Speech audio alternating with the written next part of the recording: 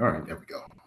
Definitely. I'm here with Global Children's Financial Literacy Foundation co-founder, Chadrick Davis. How are you doing today? I'm doing great, doing great. Thanks for having me, Ron. I appreciate it. Oh, it's my pleasure. And I was looking through your bio and I was impressed. You're a distinguished 20-year U.S. Navy veteran who served with honors in multiple overseas tours, including assignments in Italy and Japan. Uh, I'm also a veteran. I was in the Coast Guard. Tell me a little bit about what inspired you to join the military and to stay for a career. I was only in active duty for 3 years, but 20 years, that's a huge commitment. Can you talk about what caused you to join the military and eventually have such a lengthy career? Sure thing. Yeah. So, I mean, graduated high school.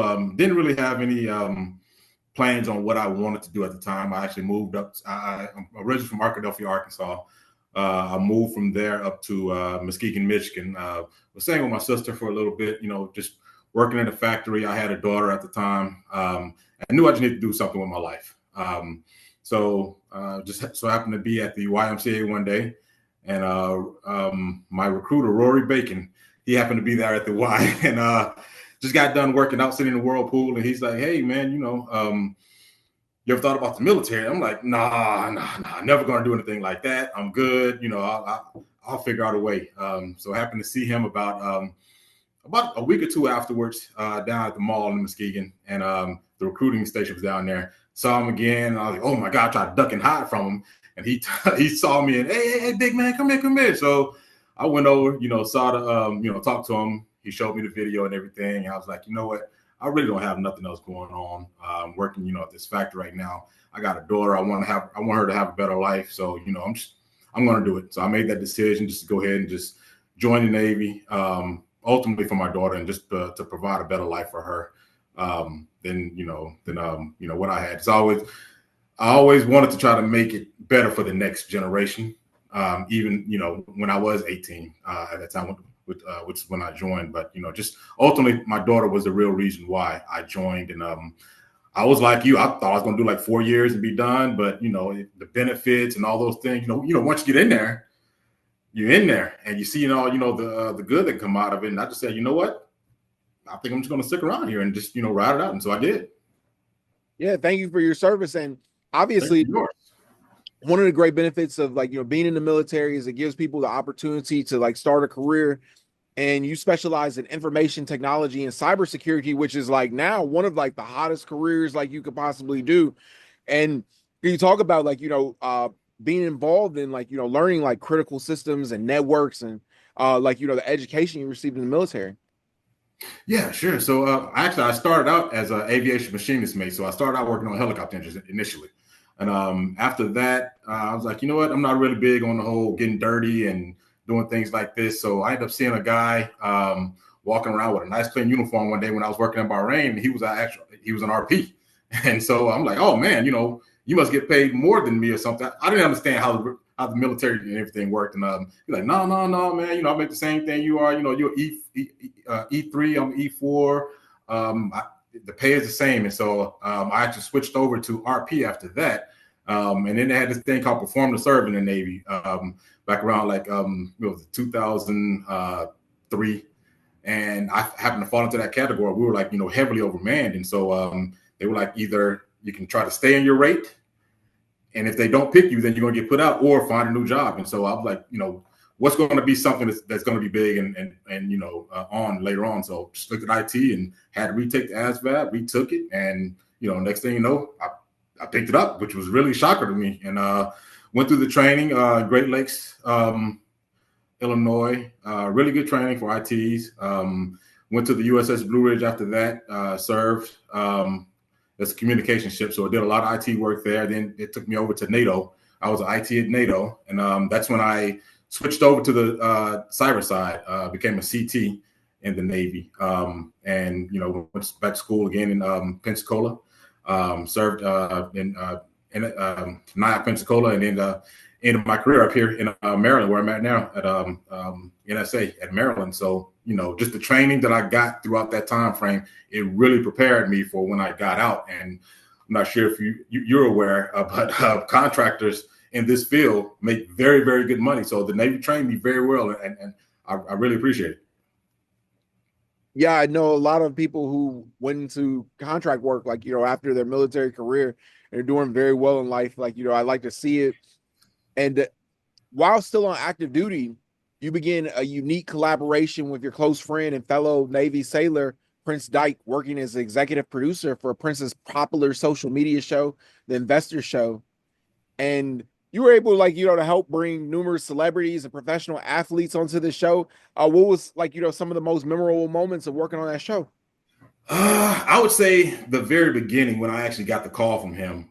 We actually served together down in Nyack, Pensacola. That's where I first met him at. He's just a big, goofy guy. Everybody really liked him. And he actually was going for an MBA at the time. And I had mentioned to him, I'm like, you know what? You're going to be something within this financial world at some point. I see it, not right now, but I just see it. And so when he left, he went to Hawaii. He ended up writing, his first children's book. And he had started his YouTube channel around the time frame he was there with us.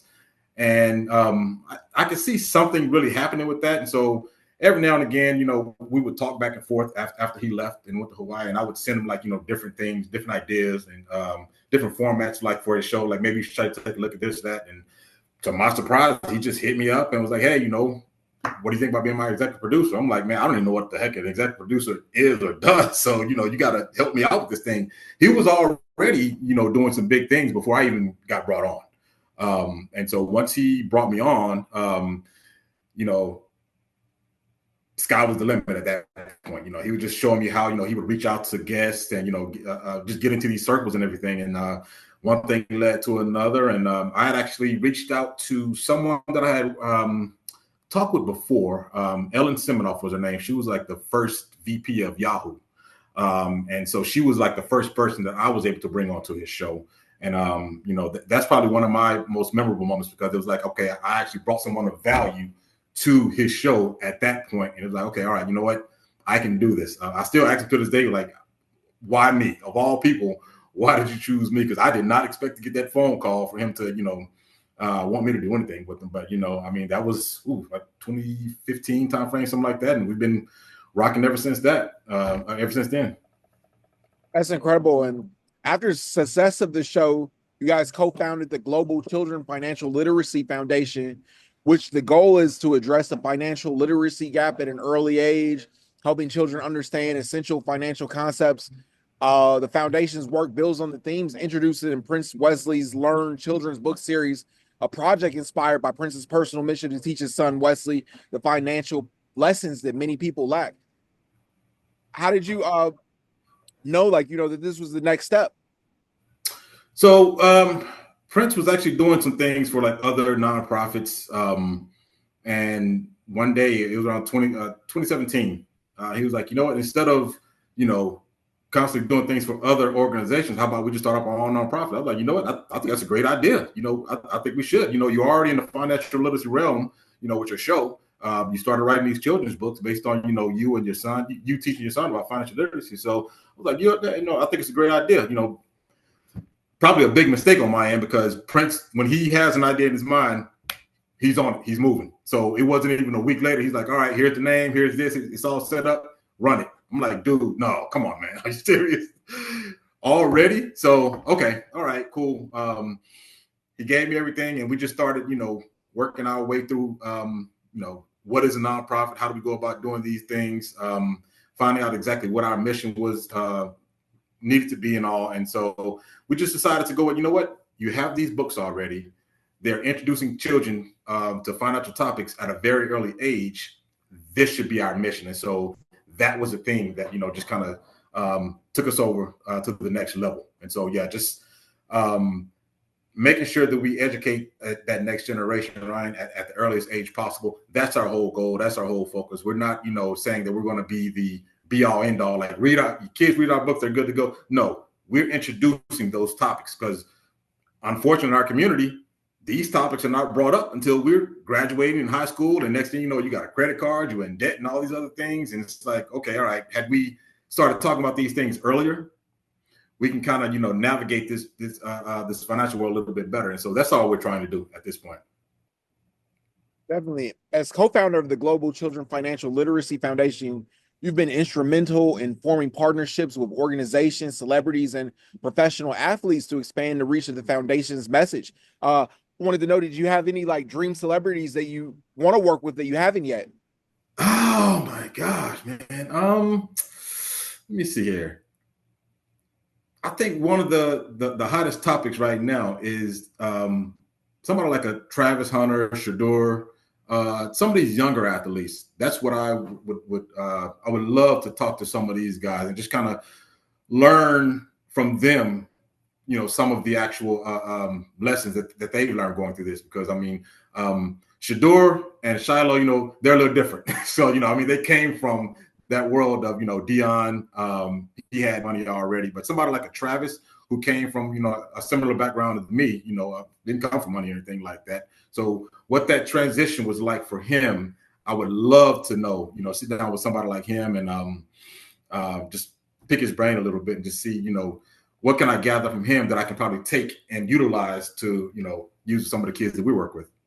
Definitely. You mentioned Travis Hunter, and he's been facing not so much him, but his fiance, Liana Lene, like, she's basically been criticized on social media for various reasons. You're someone who's married and has children. Would you have any advice, like, for Travis Hunter, especially the criticism he's been taking online? I mean, for somebody like Travis, and of course, I mean, it's been all over the place. So of course I've heard about it. At the end of the day, he's got to make decisions and just roll with it, from there. Whatever happens. I mean, if he decides to stay with, which it sounds like he's going to do, stay with her and marry her and, live your best life that you can. You're in the public eye. It's not going to stop here. Once you go to the NFL, it's probably just going to get worse, So, I mean, if this is the route you're going to take, make that decision and just go on with it, You love her. You say she loves you. She says she loves you. I mean, just you got to do what you got to do. I mean, I had a similar situation, when I was, well, not similar to him, but, when I was younger. This is my second marriage that I'm on now. So, I mean, I'll kind of dive into that a little bit. So if we get into this, I mean, that marriage lasted for about probably 18 years, and it went on a little bit too long. We knew that we probably didn't need to be together, but it was that whole trying to prove people wrong type thing. Because, a lot of people were saying that, you probably shouldn't be with her. She probably should be with you and things like, no, we're going to make this work. But ultimately, we did come to that point. It was like, what, this just won't work. We got to go our separate ways or whatever. But for somebody like him, I mean, I hope everything works out for him. Make the best decision for yourself, man. I mean, cancel out what everybody else is saying. And I know it's hard to do because you're in a position that you're in, but, just do what you got to do. Definitely. That's good advice. And especially like, from you, being a husband and a father to 3 daughters, what's next for the Global Children Financial Literacy Foundation? And what's next for you? Yeah, so the next thing for us is we are going through our Wesley Learns Book Drive. That's one of the programs that we have. So we have the Wesley Learns Book Club and the Wesley Learns Book Drive. And so each year, what we do is we raise funds from October to March. And with those funds that we raise, we'll turn around and purchase books and have stocks that we will go around the country donating the books and creating first-time shareholders of stock with the children around the country. And so our goal for this year, for 2025, is to donate 2,500 books across 5 cities. And so that's going to be 500 books per city and create 25 first-time shareholders across those 5 cities. So Denver, Atlanta, New York City, Baltimore, and DC are the 5 cities that we're targeting for this year. And we're trying to make this a bigger event this year. So we're trying to, we've actually began partnering with city councils of each of those cities. And, so we want to donate the books on behalf of the city. So the city of Denver, hey, we're donating these books to you and you can distribute them however you want to. And 5 kids within that city, we're going to create first-time shareholders of stock. And the first-time shareholder of stock thing, that's something that Prince wanted to do. He actually got the idea from one of the directors of the Denver Broncos Boys and Girls Club. He told him, hey, you should start up a book club with this with your books. We had 3 books at the time, and so Prince said, okay, that's a great idea. So we started up the Western Earns Book Club, and it requires kids to read all the book, read and test on all of the books. We now have curriculum that has been added into it as well. And so at the end of the program, we'll reward kids with, they all get their own set of the books. And at least one of the kids, we try to do all, depending on funding, at least one of the kids will become a first-time shareholder of stock. So that we make it something tangible to the kids, not just, hey, read these books and then, take this course and you're good to go. That's it. No, we want to give them something that, they can remember. And hopefully, in the future, they can look back and say, hey, this is something that changed my life. That's incredible. Chadrick Davis, thank you so much for your service and the work you're doing with the Global Children Financial Literacy Foundation. I appreciate you taking the time today. Hey, thanks so much, Ron. I definitely appreciate it, man. Definitely. I'd love to have you back. Absolutely. All right. Yeah, have a good one. You too.